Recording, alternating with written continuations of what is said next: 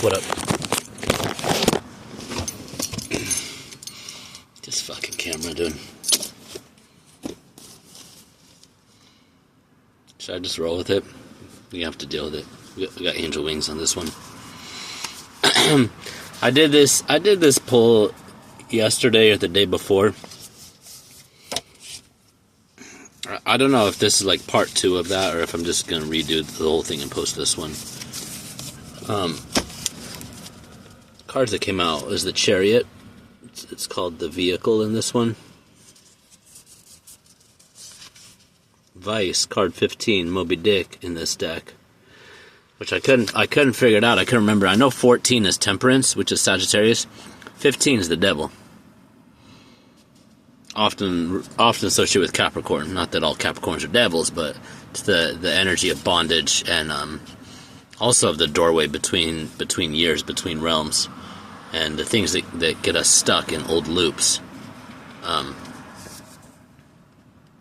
The story of Captain Ahab and Moby Dick. He went crazy after losing his leg and tried to go back and kill this whale.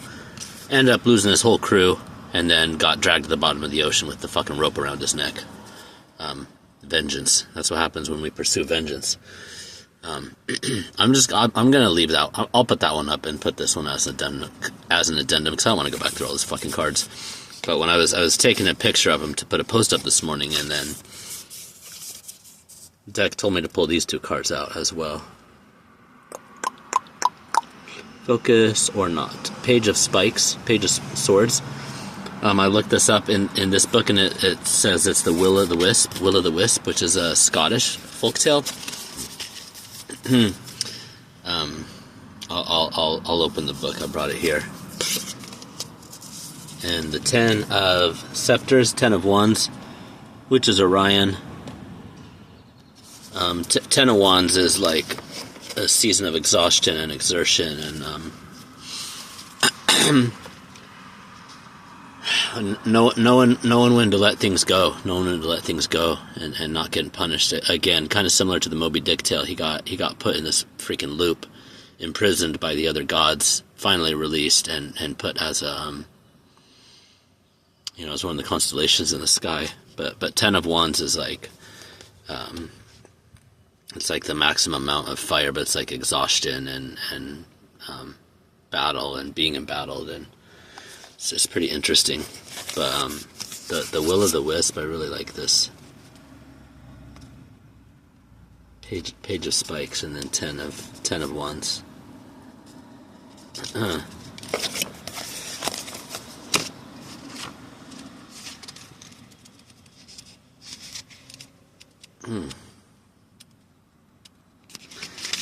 Appearing near the ground as a ball of light or a small flame, the Will-o-the-Wisp draws curious wanderers from marked, safe paths. It appears farther back than it originally seemed as it is approached, and can never be caught. Kind of like the rainbow, in 333 in Irish mythology and around the world, but especially in Irish mythology. It's very similar. Each time you get around the corner, you think you're almost there. Oh, it's further down the path. Can never be caught. Scottish folklore explains these strange creatures as either playful spirits or mischievous fairies, leading you to either treasure or your doom. Careful. Upright. Thirst for knowledge, curiosity, inbound message. The page of swords, which is an air, is often like incoming messages. The page and the knight are both usually about incoming messages and communication at various levels. Reverse, lack of follow-through, boastfulness, or haste. Or a message getting lost in the inbox, maybe. Message inbound. If you're looking for a sign to start something new, the upright Page of Spikes is the messenger you're looking for. You are buzzing with passion for a new project or idea that you can't wait to start on. New ways of thinking will help you explore how to make these things come to fruition, and you're going to enjoy learning every step of the way. Follow your passion and steel yourself for any challenges, because although there may be speed bumps along the journey, your wheels will keep on turning. Go for it. Go for it. If you've been thinking about sending somebody a message, or you're expecting a message, a long delayed message, this could be your sign. It's either coming or it's time for you to get off the pot and send it. Get off the pot and send it if you got it. Ten of Scepters is Orion. As both a lover and a fighter, Orion endlessly clashed with beasts of all kinds, monsters, creatures, and lust. As a son of Poseidon, god of the ocean, he was gifted with the ability, and Neptune also, and Enki in the Sumerian mythology, god of the waters. He was gifted with the ability to walk on water, on a remote island where his reputation did not precede him. His affections were not returned by the Princess Merope, despite his handsome and charming nature. The king blinded Orion as he continued pursuing Merope, and cast him out as punishment. Helios restored his eyesight when he traveled far enough away to no longer bother her. That's the god of light. Helios is the sun god. Light returns our eyesight. We stop messing with things that we're not supposed to mess with. Vision restored and adequately chastised for his behavior, he returned his energy to the hunt. But the more success he met, the larger his ego grew, and he proclaimed he would kill every animal in the world. He met his end, however, during the fight against Scorpius. Watch out for those scorpions, eh? Fucking watch out for the scorpions. Híjole. Now, both of them were placed in the night sky far from each other, so as to prevent them from clashing again. Oppression, struggle, intense labor. Ten of Wands is usually like... It can be a negative or a positive card, but it's usually like when it's just like going on and on and on and on, the way many of us have been feeling during this season of our lives. Overburdened, unnecessary worry, avoiding responsibility if it's reversed, but I don't usually do reversals. When this card appears, the weight of your emotional or creative baggage has become too much for you to bear. You may have gotten cocky and taken on more than you were able to handle with the resources you had, or you may be taking on other people's burdens along with your own. Your focus on your end result and success has caused you to pick fights with matters that did not help in your struggle to achieve your goal. In fact, your success has resulted in a huge blow to your health or relationships, or both. Prioritize your health and well-being first before you take on more work, problems, or struggles. There's no pride in exploiting yourself. When reversed, this card reminds you that shirking your responsibilities or pawning them off on others is no way to deal with your problems, even if you've taken on too much to handle right now. On the other hand, you may be dealing with issues that you cannot possibly solve because they do not belong to you, yet you've decided to burden yourself with them anyway. You might be growing ever worried that this period of stress and exhaustion may never end, but rest assured that the worst is almost over, and you will soon find your work starts to pay off again. Page of Spikes, Ten of Wands to add on to that that reading from the other day. I think I'll just post them both. Like 10 minutes already. I didn't realize this one was the devil in traditional tarot. And all of this stuff, dude. And I was talking about this too. It's crazy. Like, we start to learn these things, you learn the patterns, and then they just come up over and over and over. The Chariot is Cancer, and especially Jupiter in Cancer in tarot, which is what it is in my chart, and which is what it's in right now. And I've been sitting with this the last couple of days. Knight of Hearts, Knight of Cups, messages of love.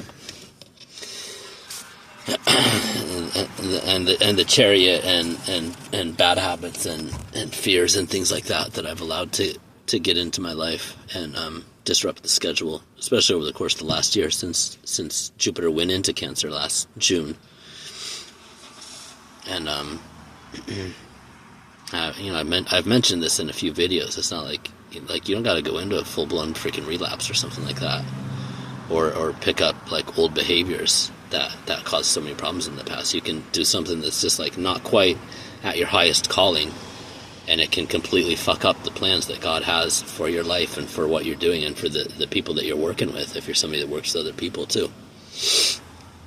And these past few days, past couple of weeks too, because a lot of this stuff is up right now with all the energy in Chiron.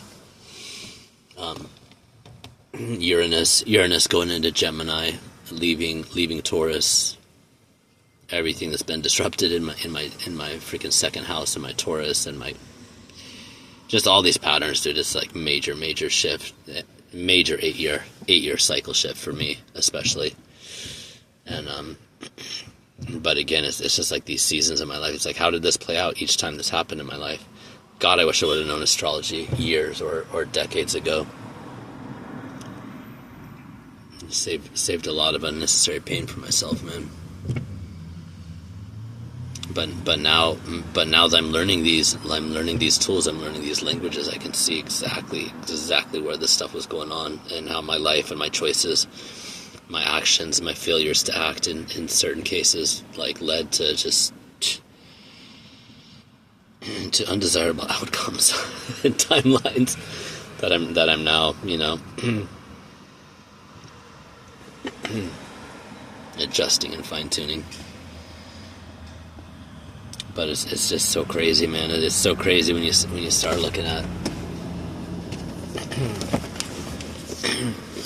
when you start getting the messages, man. God is always talking. God is always talking to us. But